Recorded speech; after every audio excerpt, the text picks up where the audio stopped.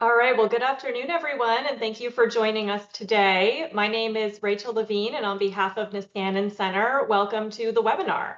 Today, we'll explore how the U.S. can build a more resilient grid that can keep pace with rising demand, withstand extreme weather, and deliver affordable electricity.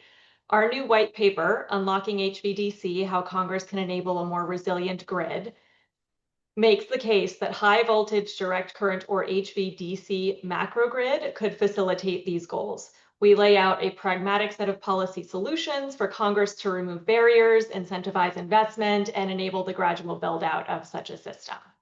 Before we dive in, let me walk you through today's agenda.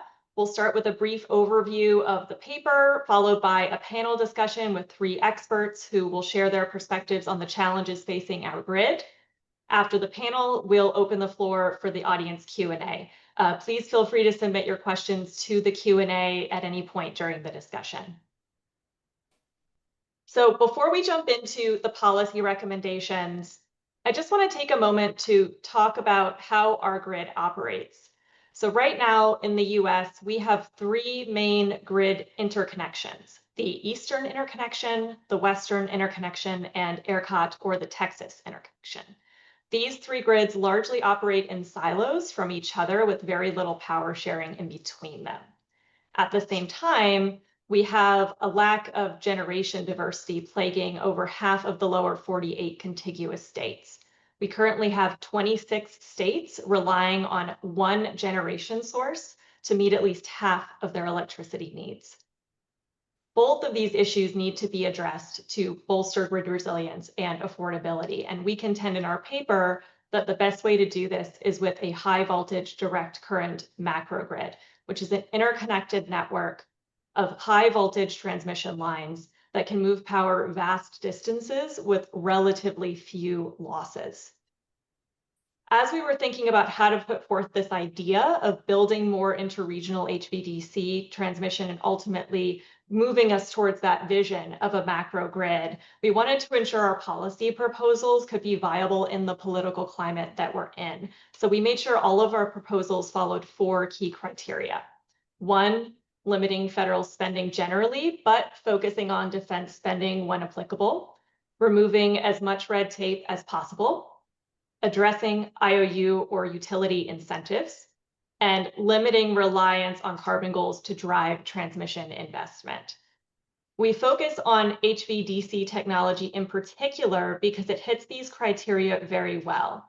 It can be privately financed, limiting ratepayer burden. It can lay over top of our current system, maintaining the role for current grid operators. It can improve resilience by offering stabilizing attributes to the grid, and it's very good at cost-effective long-haul transmission above 350 miles, as the figure shows. So our policy recommendations to remove the market and regulatory barriers to HVDC break down really into 5 key buckets. First is compensating HVDC lines for the ancillary and capacity services that they provide to the grid. Things like bringing in energy from faraway generators to avoid building more expensive localized plants, and black start capability to help restart the grid after blackouts. This is something that the Federal Energy Regulatory Commission, or FERC, has looked at in the past, and we urge Congress to direct FERC to do a rulemaking on this topic. Second, in the same vein, we urge Congress to provide funding to the Department of Defense to allow them to become an anchor tenant for HVDC lines that can enhance the resilience of certain military assets. This could be done through the National Defense Authorization Act. Third, the grid interconnection process for merchants that build HVDC lines is cumbersome and inconsistent across the nation, depending on where the endpoints of the line are. Same goes for the process of connecting generation to these lines. But FERC can fix this by creating a standard interconnection procedure for these lines and for the generators who want to connect to them. Fourth, permitting and siting, as many of you know, has been a hot topic lately, especially when it comes to linear infrastructure like transmission. Opening up select federal lands to ease siting requirements for converter stations or transmission lines can help us to build these projects much quicker. And lastly, the US supply chain for all grid products, but especially HVDC components, is in need of rapid investment and workforce development to meet the demands of AI.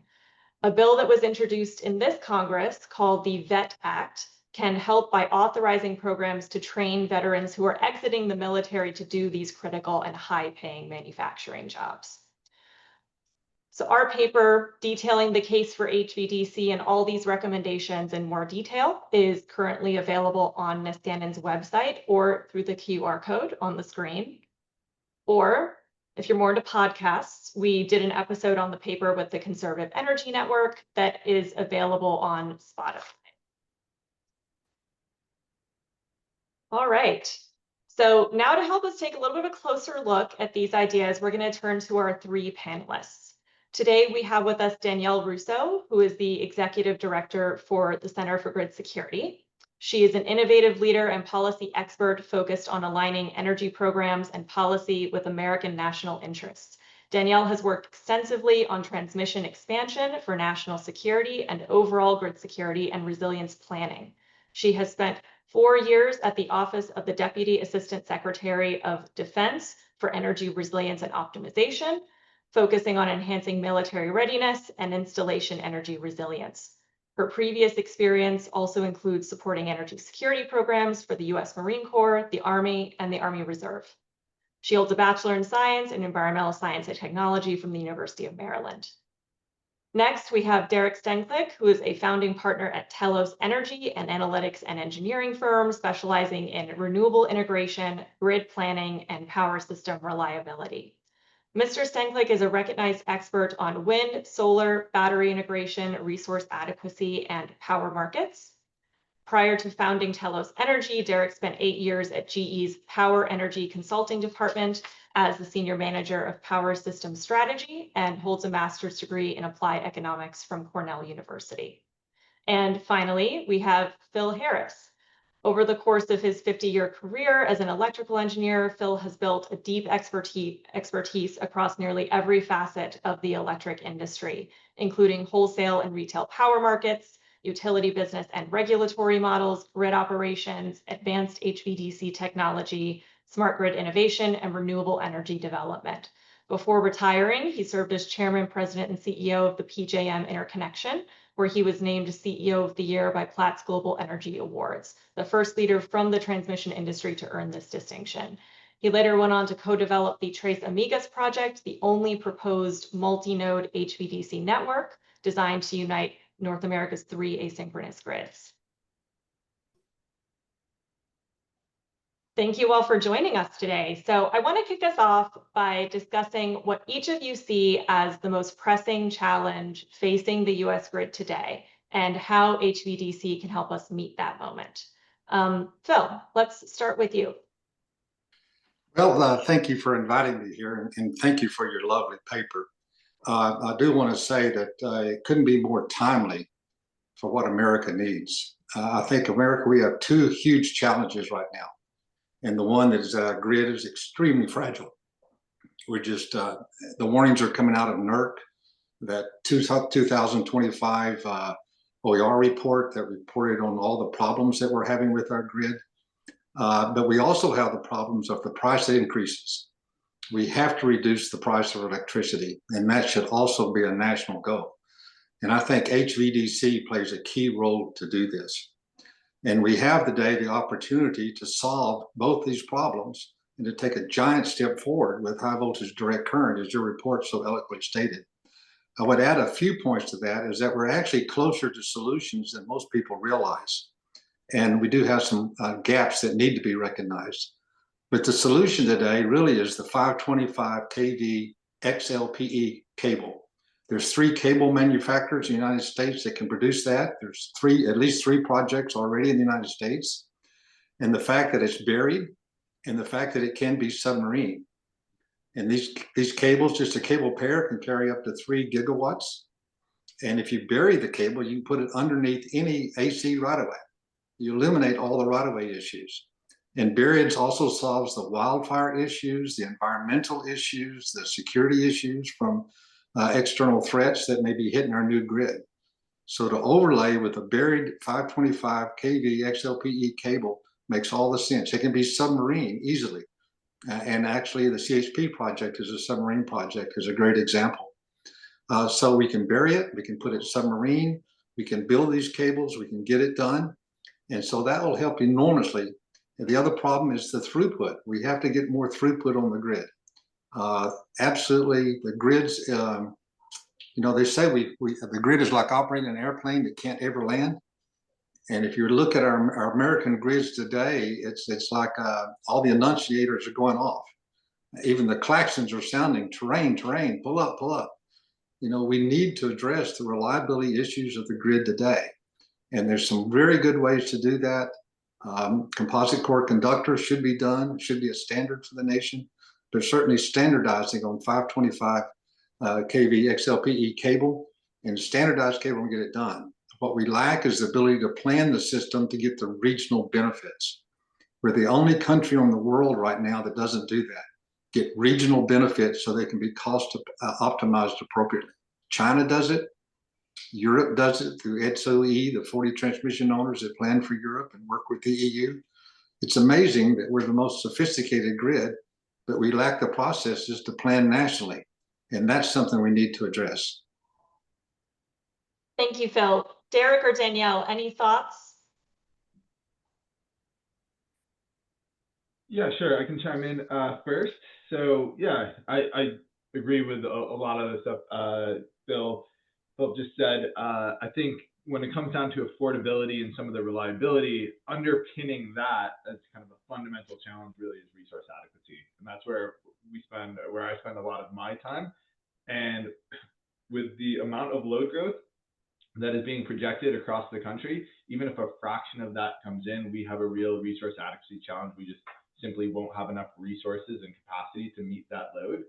And the challenge is we can't bring on new generation fast enough. We have interconnection queues that are long and takes a long time to bring on new capacity. We have supply chain disruptions across new gas entrants, and we have new changes to tax policy and environmental policy that are kind of a barrier to wind and solar. And so I think if we look at that, not that we don't need new generation resources, we absolutely do, but I think HVDC and transmission, particularly interregional transmission, can be a big enabler and help bring on essentially capacity in another way. And I also kind of echo this sentiment around what do we need for that? We need incentives and we need long-term regional planning. Yeah, Oh, Rachel, I think you're on mute. Oh, I was muted. Danielle, go ahead. I want to give you the opportunity to.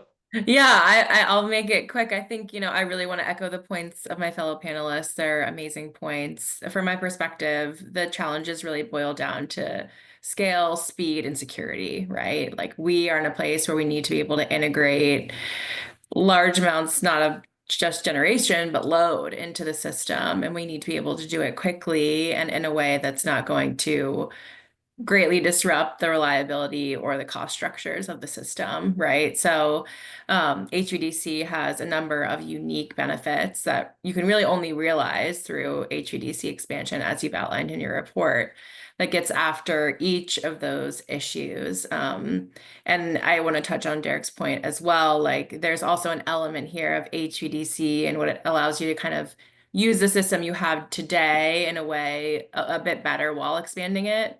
And that's really important too. So yeah, the grid definitely has a lot of needs that you all have articulated. Do you all think that Congress and policymakers see transmission as a national priority? And if not, what do you think it will take to get there? I do not think they do. I think the reality is the elephant in the room you want to speak is that transmission has kind of appeared to be a renewable only debate. And so we're tending to focus solely on the generation side. And 90%, 95% of the national effort seems to be to find a new generator. when the reality in America actually is ever since 1992, the Energy Policy Act of 92, generation competition is the law of the land. So any generator should be able to compete. What we have, though, is the largest complex networked grid. It's a network, it's not a point-to-point thing. And the network needs to be improved to be able to deliver power from anywhere to get it there. Just one case in point, Texas. Texas, if you look at America, is kind of the fulcrum, right? It can deliver power to the west or receive it, to the north or receive it, or to the east and receive it. And yet we're fighting a childish game where FERC is saying, gee, we're going to look at every single interconnection and determine where we want to try to exercise FERC control over ERCOT. You know, get over it. It's the middle of the 21st century. They've been separate for 120 years. You know, just grant a declaratory order and say, no HVDC connection to ERCOT will be FERC jurisdictional. ERCOT sits there, they could provide power to all three directions or receive it. If they could have received at least 1 gigawatt, they wouldn't have had the Uri outages. Can you imagine that? And yet years later, they still haven't got any plans because of this fear of FERC jurisdiction. We're tripping over our own feet. And we need to get past that and be able to recognize how we can optimize the huge value of buried HVDC, submarine also, and get it done on a national basis. And there's a big value proposition, but you can't get the values into the analysis without being able to look at it nationally. If you sub-optimize then this point to this point, you'll always come out no HVDC and ACSR cable. So if you get the real value to the nation, like you say, moving capacity, PJM, if they could just had 2 gigawatts of capacity, they wouldn't have any problems in their last problem. We have to be able to move this capacity, as you mentioned, over long distances and get it to where it's needed when it's needed. And one other final point, in 2016, NOAA did a remarkable study that analyzed 10,000 points on the grid, and they looked at how you can move power around, and they came up with a great HVDC overlay network, but it's been largely ignored by the industry, and this because it came from the weather people. But yet weather is what's driving our outages. And why we're not utilizing that data to better plan on a national basis is beyond me. But we need to step up and recognize we are an emergency. Congress needs to recognize we're in an emergency, and we need to act like we're in an emergency. We're in triage, and we're going to have trouble unless we seriously step up and recognize it. Yeah, I would just say I agree with Phil. I think there are certainly some very high level policymakers who do not see transmission as a national priority. And I think that's really the symptom of the way we've communicated about transmission historically. Not that it was flawed, it was just maybe incomplete, shall we say, that we need to make sure those of us working on these critical grid issues are communicating the full suite of benefits of transmission to the system and to, you know, specific end users, right? We like transmission, it's safe because of what it uniquely delivers to national security activities in the country. Large loads that need to come into the system to win the AI race, to onshore defense critical manufacturing, right? That's not possible without transmission expansion. So I think that education piece is really critical, and making sure that, you know, not that we're arming necessarily these key policymakers with this is exactly what you should do, but you should have the full picture here when you make these decisions of what you will and will not be able to do for the country if you don't expand transmission. So, you know, maybe add a little hopefully optimistic note to it. Like, I agree, Congress is not focused on this, that whether it's especially at the federal level.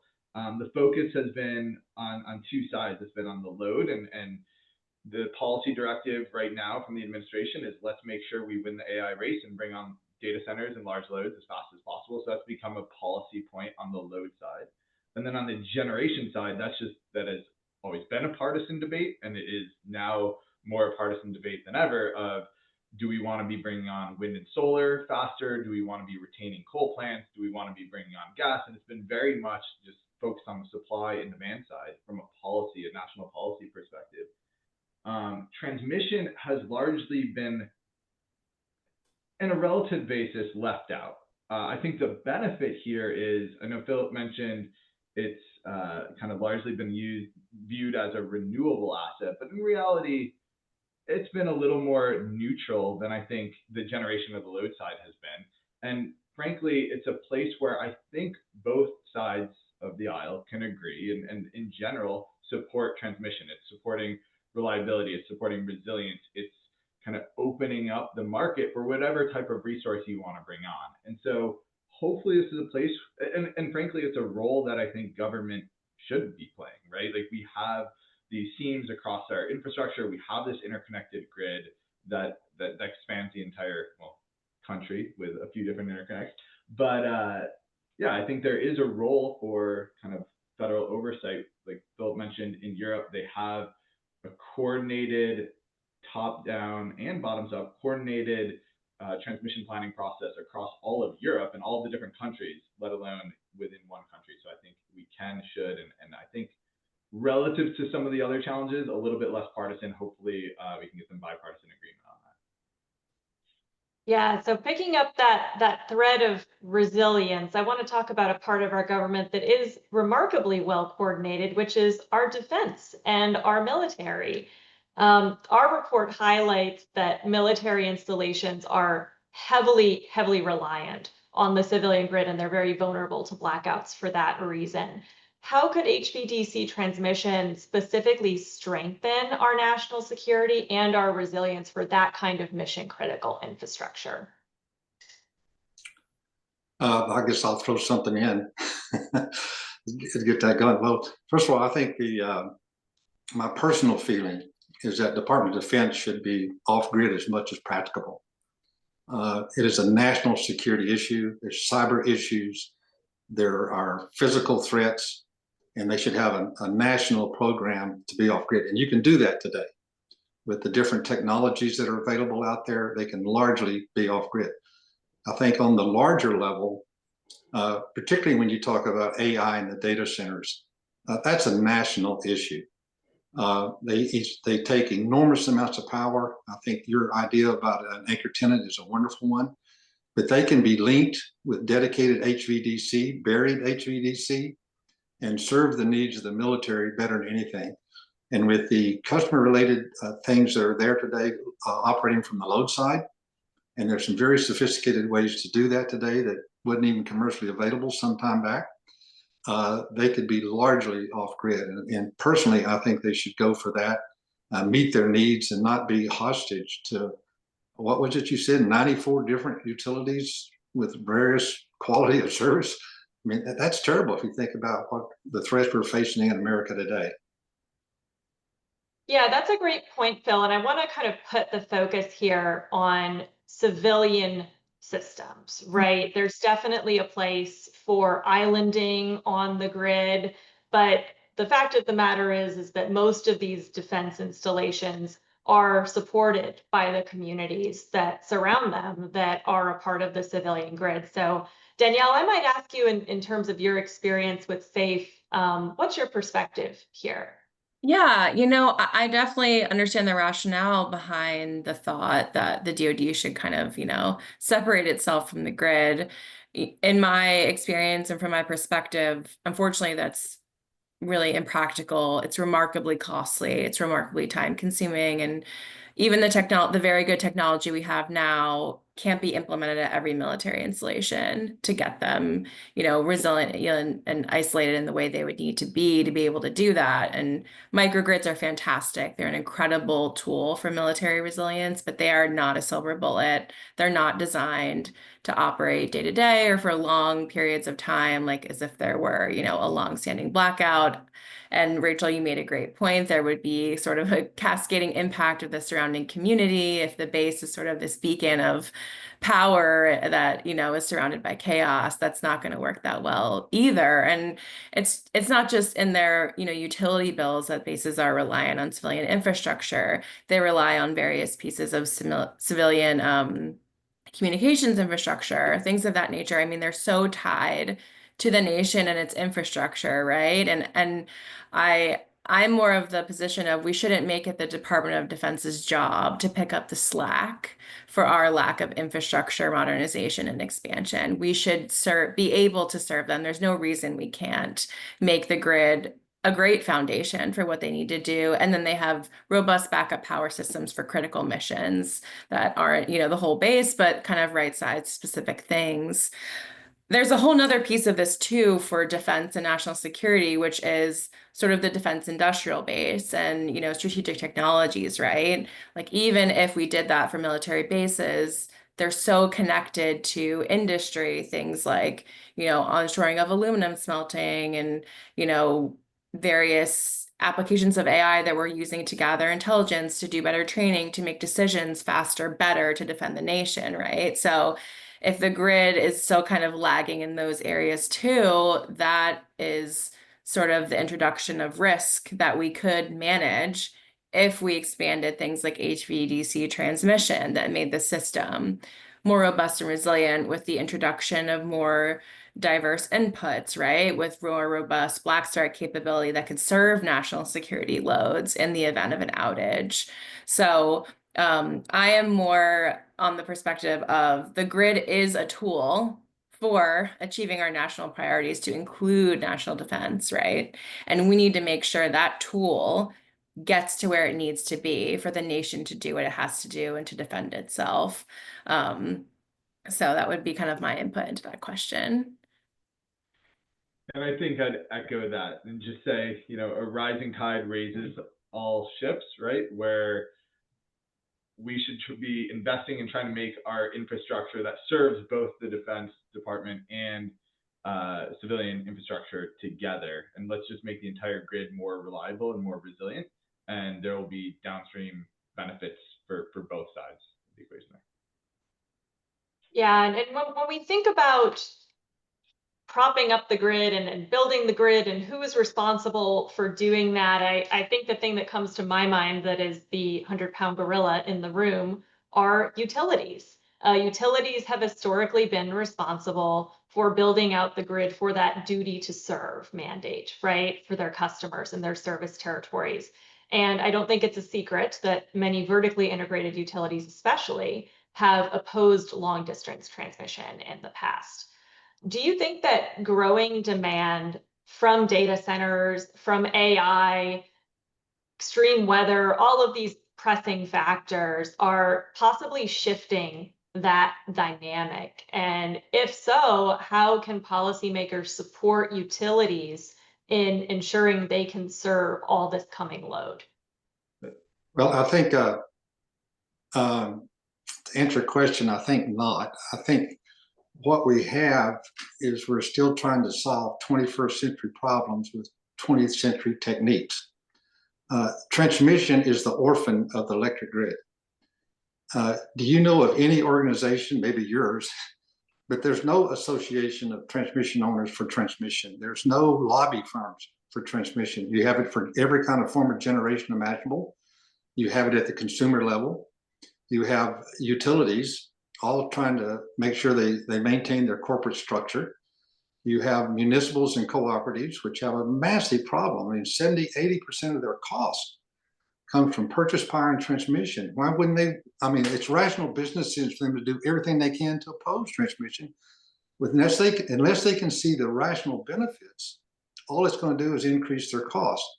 But those are inherited structures that we're living in from the 20th century. And transmission is basically the orphan of the industry. And yet, when electricity hits the wire at the speed of light, it goes to the source, right? And that entire network that has been planned point to point is now a very complex network transmission. The Northeast states have this new initiative that's out, and they need a standing ovation for standing up to figure out transmission for PJM, and congratulations to them for doing it. But even that is suboptimal. And I really applaud them for what they're doing. I mean, that region is probably the most complex electrical area on planet Earth. And somebody needs to step up. But why is the regulator being the one having to step up and not the utilities? And then how can you plan that without involving MISO? I mean, how can you plan that without, if you involve MISO, you got to involve TVA. If you involve TVA, then you have to involve Energy and Southern Company. I mean, it's an interconnection-wide problem, but we have no mechanism to plan it as a whole to get the value stream so that the HVDC planners can get a full value for their product and be remunerated accordingly. So it's an orphan out there in the system, and it's been defaulted to let the regulator take the lead. And I think somehow we got to find a way that the industry can step up and take the lead and let the regulator regulate. They're to decide what's in the best interest of the public, right? They wouldn't design to be the transmission planner for the nation. Yeah, I guess, and just to step back on some of that, the utilities are very good and capable about building transmission, and they build a lot of transmission. I think the gap is building interregional transmission, and there it's just clearly incentives and how you do the cost allocation.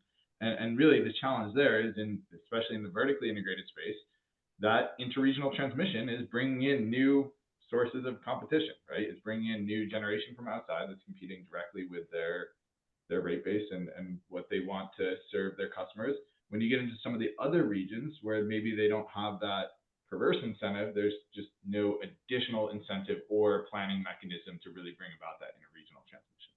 So I think the big challenge when we talk about HVDC is those interregional seams, and we just, like Phil mentioned, we have the Northeast Collaborative just starting up, but we just don't have very good planning frameworks that bring in planning across those seams, and then we don't have incentives to bring on the transmission either.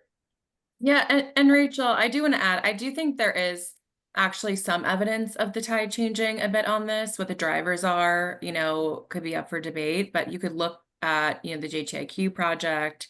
Utilities were some of the developers in that project. The outcome of that project, TBD, right? But I think they were involved in the process. That's interregional transmission. And I would also, point to the letter that EEI sent to Congress on permitting reform just a couple days ago that mentions not HVDC, right, but like mentions transmission in several instances, and to me that's noteworthy, right? That's a departure maybe from the past. So I think there's absolutely validity to the things my fellow panelists brought up, but I do think we could be at the beginning of a changing tide in that space, and with the right support, education, change in incentives and structures, something could really happen there on the utility side. Well, I love an optimistic take, Danielle. Yeah. So I appreciate you bringing that up. Derek, I want to pick up something you mentioned, which is cost and cost allocation. Historically, a significant issue for all kinds of transmission, HVDC transmission included. Robin and I did a significant literature review for our paper where we looked at a bunch of different studies that were trying to figure out what were the benefit to cost ratios for long distance and HVDC transmission. And what we found was that the technology can pay for itself in many cases, and that is without taking into account ancillary and capacity services payments or scarcity pricing.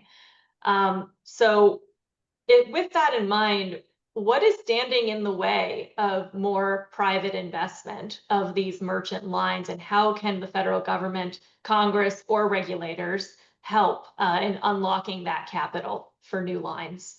Yeah, the cost allocation is certainly tricky. I do a lot, and my firm does a lot of transmission planning, and I try to dodge the cost allocation question every time it comes up. I think there's a few things. I mean, most of our transmission planning today, first of all, most of our transmission being built is serving reliability needs, local reliability needs on the grid. And so we're pretty good at planning for that. We very little on economic planning, and then even less work being done on resource adequacy, so capacity and resilience benefits. So those are the even harder benefits for us to quantify and bring in. So when it comes to like how we actually incent this, today we do all of that through essentially regional transmission planning processes, which will now be Order 1920 transmission planning from FERC. And that's a challenging process. It's a cumbersome process. It is beholden to that cost allocation problem that you just alluded to. And I think one of the solutions around merchant transmission, and specifically what makes sense for HVDC, is we have an opportunity to essentially treat that transmission as a supply side resource. So just treat it like we do a generator, procure it the same way we do a generator, have it offer into all source procurements in vertically integrated utilities, have it offer into capacity markets directly as a generator, shift both the risk onto the merchant developer, but also shift the potential benefits. And so right now we're trying to kind of plan that system. We're trying to socialize both the costs and the benefits, and that gets to be a really thorny issue to solve. So the extent that we can internalize and privatize both the risk and the benefits, I think can streamline some of that investment you're talking about. Yeah, and another thing that we've seen at SAFE that's important in keeping transmission investable, right, is a level of predictability. And we have these very complex, challenging processes for transmission planning and permitting and what have you, and those are really rough and they need to be fixed. But it's really the tail end of that where there's almost this limitless challenge or litigation you can go through when you're building a big infrastructure project in the United States that adds enough risk for people to not want to invest, basically. So that's why, you know, looking at that, what should the limitations be of that? You know, who has grounds to do that? What are the sort of timelines for that? Could do a lot to secure more investment in these really big pieces of infrastructure that we need as a country. The processes need to be fixed, of course, but even if we don't fix the process, you should know if you make your way through the process, at the end of it, you get to build your project, right? And that's not necessarily the case today in the United States. I think those are all excellent comments. I think if we just look at the reality in front of us right now, China is so far ahead of us, you can't even get there. I mean, they just finished a 2,100-mile line, 10 gigawatts. Can you imagine having a 10 gigawatt transmission line from LA to New York City? They have it. They just announced a 1,600 megawatt line starting construction, 10 gigawatts. You know, I mean, that's connecting Denver to New York City. I mean, they're so far ahead of us, it doesn't even count. And Europe is far ahead of us because their detailed plans are really quite good. I think the next level of an interconnected AC system is you have to overlay it with DC. I think electrically, everyone understands that. You can't get there unless you can plan it. And if we look at what's happening in a pragmatic matter, the Northeast thing, again, these guys need a standing ovation, but that's too small and too little for what is needed. The Western governors now have a process that they have taken leadership on to look at a plan for the entire Western interconnection. ERCOT is going to take care of ERCOT. So really what we need is to get involved with the Western governors and try to see if that can be shaped for a plan. That's already started today. The other thing, ERCOT just needs to keep being ERCOT and get their plan. They just need to connect with outsiders to help everybody and to receive help. But there's nothing in the Eastern interconnection that allows to have an Eastern interconnection national transmission plan. And I don't know how none of the transmission owners will step up. I think it's beyond the state's ability, but somehow if we could get an Eastern interconnection national transmission plan that would put the value on connecting these points so that value then could be distributed according to FERC. So the regions that have the value can pay for that portion of the value, you'd have a process to get started. But if you don't have a plan, you can't get there. And I think the big bottleneck is how do we get a national plan for the Eastern interconnection for transmission? Yeah, and I think we have to connect the dots a little bit. The plan is definitely where it all starts, but then how do you take that plan and go do something with it? So, you know, last year there was the National Transmission Planning Study that came out of DOE with NREL and PNL, kind of did some of that transmission, a lot of that transmission planning work that you're alluding to. You know, I supported the NERC Interregional Transfer Capability Study, which looked at increasing transfer capability between regions. But at the end of the day, if it's a report that sits on a shelf and it doesn't get acted on, or there's no regulatory mechanism to do something with it, exactly right. That's where we have to connect. So I think, and Bill, I absolutely understand where you're coming from. When you say plan, it's the plan plus the to actually design where the systems go and how much transmission you need, and the plan to go procure it and make it happen. Yeah, look at the ETSO-E plans. They're brilliantly written, and we have nothing like that. Yeah, there's definitely a lot of moving pieces to kind of get this off the ground, as you're saying, Derek. To use your plane analogy from earlier, Phil, building the plane as we're flying it in a lot of aspects, right? I want to talk a little bit about the technology portion of this, because transmission technology generally, not just DC technology, but all of our grid tech has come a very long way in the last, let's say, 70, 80 years. And the grid is that old in many parts of the nation. So are there kind of broader technological shifts or new technology that has recently entered the market that policymakers should be aware of as they're prioritizing a larger grid build out? Well, I just I made a statement earlier, but the point is we need to be standardized uh, on HVDC, and the standard is recently, within the past 2 or 3 years, been approved through all the things, and that's 525 kV XLPE. That is the cable. We have 3 cable manufacturers in the United States that can build that. It can be buried, it can be submarine, it can deliver up to 3 gigawatts per cable power pair. So you have vendors, you have the cable, you have the technology, and of course, coupled with the voltage source converters, which are marvelous, marvelous machines and add a lot of value to the grid. So I don't think it's technologically limited. And you have capability. You got 3 companies building that right now. So you have the capability. We could use more design engineers because we don't have enough planning engineers that understand HVDC in this country, which you alluded to earlier, and that's a problem. But the technology is here. The capability is here. The bridge is how to decide on where that should be, and then how does that get funded on a national basis. You got to get all the values into it. If we get all the values into it, then I think states could understand that when they did their siting approval. Oh, I see, I got a 5% value to my state, or whatever. But we have to do that to get the value proposition. It's not a technology limit. We have the technology.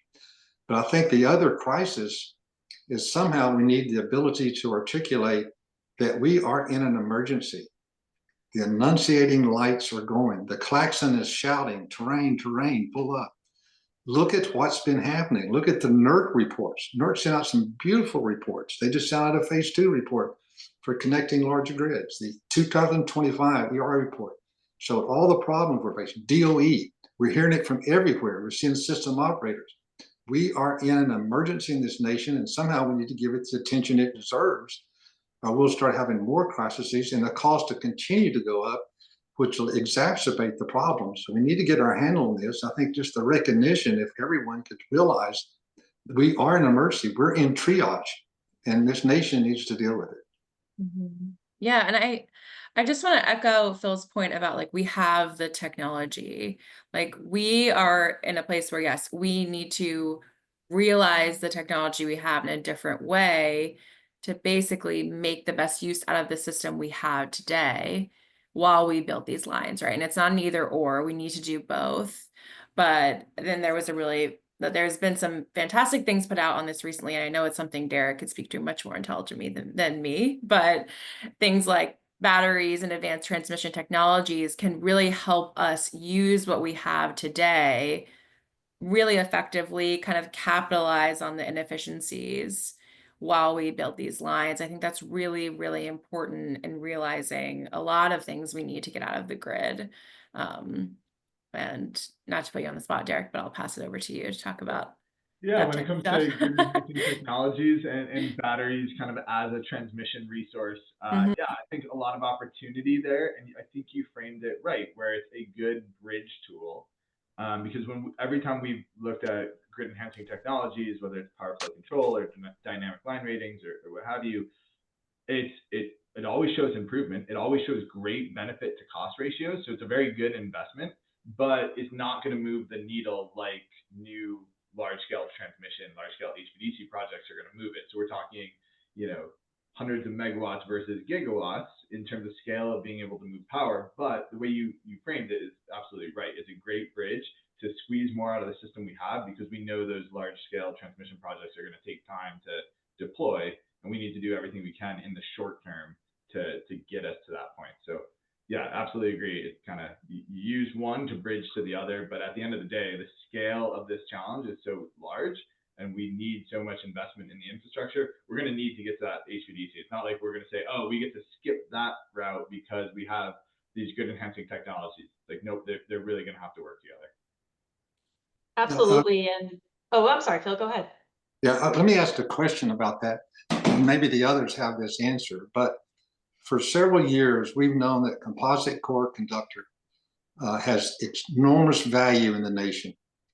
We know the NERC report said we need to get 35 gigawatts of transfer capacity. You can do the math. If you converted every 325 kV and higher, you'd get like 50 gigawatts of transfer capacity immediately in the United States. You know, why have we not said the new transmission standard will be composite core? It has tremendous value. It gives throughput. AEP has proven that you can do hotline work. You don't have to take an outage to do that. That is so intuitively simple. It is so obvious in front of it. Why haven't we taken just that simple step to answer NERC's crying call to get more throughput on the system, convert as much as AC as was practicable to composite core conductor and get that throughput on the system, which would be an enormous help immediately?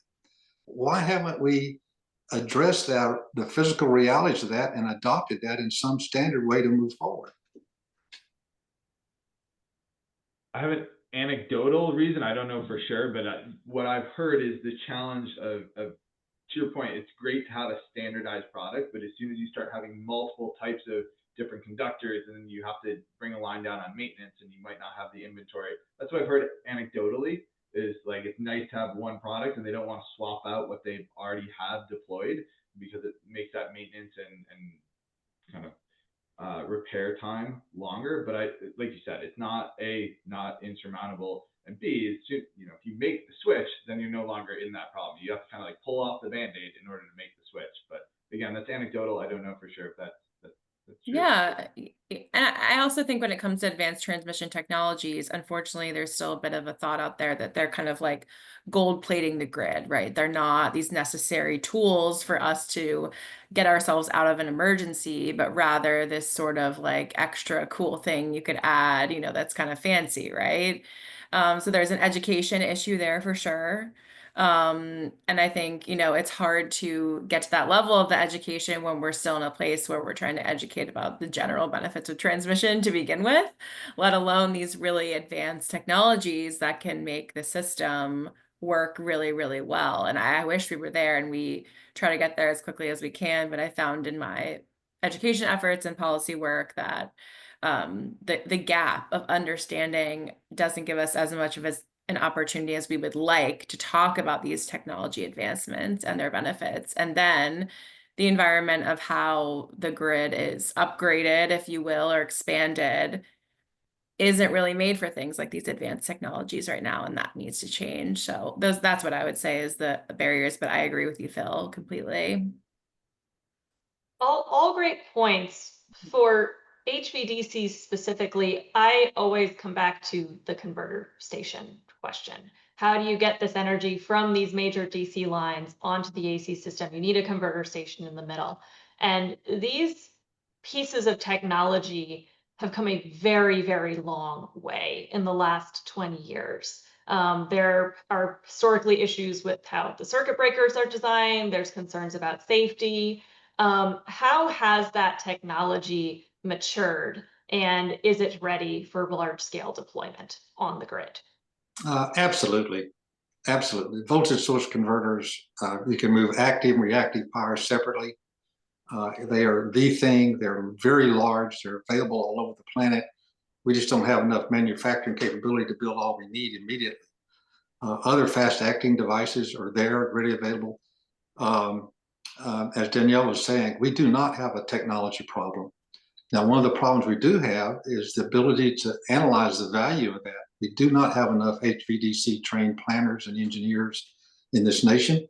China has them, Europe has them, we're lacking, but the technology is there and it's fully capable, and it adds as an operator, having some VSCs on your system is a dream. That's a wonderful, wonderful device to help you maintain the reliability of the grid. and echoing what Phil said of making sure we have the engineering and the human capital that goes with this, because one of the biggest challenges of dropping an HVDC, well, whether it's HVDC or any source of generation or load, if you're dropping 3 gigawatts at a time, 2, 3, 4 gigawatts in one location, that's a big injection or withdrawal at a specific location on the grid. And there's a lot of engineering that has to go into that. And when you start talking about HVDC and the controls and that go into that, it's just one more layer of needing to get that engineering right. And it's sophisticated engineering. It's very detailed, and you start bringing in stability constraints and other challenges on the grid. You need to do it right. And like Phil said, it's not insurmountable. We know how to do this. We have the technology to do it, but we definitely need the investment in human capital, so we have enough people doing it. And Rachel, this kind of brings us back to your mention of the VET Act, right? I mean, it's kind of like, should the grid be so lucky as to have a veteran workforce backing it and working to solve these problems and trained and available? So absolutely. Workforce is such an essential piece of this, and who better to do it than the people that are already very deep in protecting our country, right? It's just the next logical progression of serving our country by helping us build a big, beautiful grid. We have a couple questions from the audience, and I want to make sure that we get to those. First question, and this is for anybody to answer. Most of the load growth projections we're seeing are coming from AI and data centers. From a cost sharing perspective, how can policy ensure that these demand centers are bearing the brunt of the cost to those creating the demand instead of to the average ratepayer or customer? The question that on everyone's mind. On everybody's mind. I was moderating a panel this morning on this topic in particular. Yeah, I think this is the single most important question we're facing today. In the vertically integrated space and utility planning space, we have a lot more tools, and we have the state regulator, and the utility can set up large load tariffs, and they can do the work, and there's ways to isolate the incremental costs that are attributed to the new entrants on the load side, and there's ways to kind of bring that into the flexibility. So hopefully we'll get there in the vertically integrated space. In the wholesale market space, it's a lot more challenging, because right now we have a system that we have a single market clearing price, and basically all the loads pay the same price, the generators receive the same price. Now there's an opportunity for hedging in that, but the large loads are going to be hedging too, and they're going to be competing with some of those bilateral contracts. So I think this is the most important challenge that we're facing today. And fundamentally, I think we're gonna have to change our philosophy that all loads are not created equal. Like we've always had this premise that we interconnect any load at any time, and we don't ask questions, and we kind of allocate costs out proportionally. And I don't think that's going to work at the speed that we're changing. We're going to have to change that social compact. Yeah, I think you're right. That is the question of the day. But I think as the load becomes more integrated, we actually have a bicameral grid. Generation can come from any source, and once an electron's on the grid, it doesn't care if it comes from a nuclear plant or a home generator. As we integrate the load more into the grid, and the load becomes an equal participant with the generator, and I think that gets into having real-time prices to the load, and let the load be price responsive to that. That'll take time to develop. But when the load truly is able to do that in real time, I think you'll see more and more capability, so the customer can be more in control of their costs. That's a future event, but that's where it needs to go to, is to get the load involved. We're doing it on a big scale now. We talk about flexible load from data centers and so forth. But the next generation is the load being fully capable with a price-sensitive demand, and allowing those people out there that are doing these incredible innovative techniques, from virtual power plants to other devices, simplify the life of the customer, and be able to be responsive to price will drive the price down. I think, sorry, Danielle, I want to give you space here, but the quick thing that I have a problem with that is that the data center loads, they're pricey. That's toxicity, they are not sensitive to price in the way that every other customer on the grid is. No, Fundamental issue. you got a complex grid. It's a lot of difference between the trillions of devices that are using it and how that works in a 5 gigawatt load. The large gigawatt loads need to be flexible to the degree that they're programmed into the unit commit equation, security constrained dispatch. You can take their requirements and put them into the security constrained dispatch equation so that as the system is operating, if they see a security constraint, they will tell that load to back off and to be able to be responsive to the grid. Russo, Frank, has written some very good articles on this. And that's where the math is, and that's where the science is that has to be tied into the security constrained dispatch equation to be able to control the very large loads. The customer loads has a different problem because you got trillions of devices that can be price responsive. And with artificial intelligence, that's nothing to manage that. The problem is we don't have enough resources to devote to solve that problem and get the math right to tie that in. Eventually we will, but it's going to take a lot of AI and capability to get there. But that's the Valhalla. But between here and there, we got a bumpy road to go, and we got a rickety grid, and we need to get the nation recognizing and rallying around the fact that we are in an emergency position right now, and we should address it. If I can switch gears here, I have another question that I think is directed at you, Danielle. So from a defense perspective, we've seen a lot of push of islanding military installations. We talked about that. Where do you think that defense dollars fit in to this HVDC puzzle, given the history of defense-oriented energy projects? Yeah, you know, it's a great question. And I think the question around defense dollars for energy things, right, is really complicated because defense dollars are meant to go towards defense. And the department has a really robust funding program for on-base energy projects that, you know, I'd have to check this year, but it's almost $1 billion that they invest on these on-base resilient solutions that are, you know, highly technical. They're quite incredible in some locations where they're not just a microgrid that can power the base, but also the local hospital in the event of an outage, you know, these really important things. I think the question, you know, about defense dollars into grid side things, you have to be really clear about, are those dollars reducing as much risk to defense missions as possible? That's kind of the deciding factor to me. And how you how you calculate that risk and what that risk is something that is, you know, outside this conversation, but that should really be the focus there when we talk about risk on the grid.